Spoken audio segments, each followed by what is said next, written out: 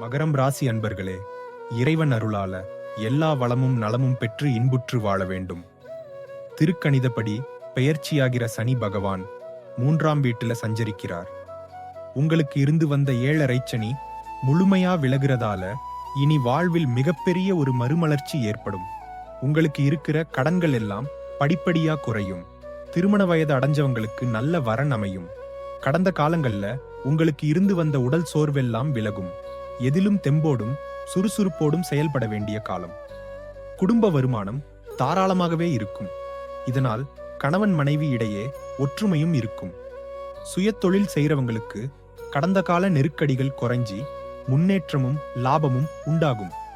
உத்தியோகத்தில் இருக்கிறவங்களுக்கு உங்கள் திறமைக்கு தகுந்த பாராட்டுதல்கள் கிடைக்கிறதால மகிழ்ச்சி கடல்ல நீந்துவீங்க.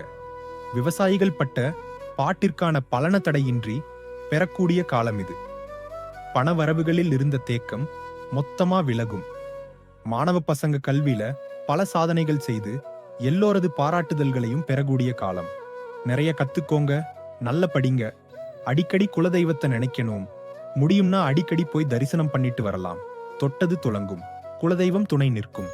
விநாயகப் பெருமானுக்கு வாரம் ஒரு முறையாவது அருகம்புல் சாற்றி வழிபட்டு வந்தால் அனைத்துமே வெற்றிதான். உங்களது குல தெய்வ அருளால் குடும்பம் செழிக்க வேண்டும் என்று நமது ஓம் தமிழ் காலண்டர் நிறுவனம் மனதார வாழ்த்துகிறது. வாழ்க வளமுடன்.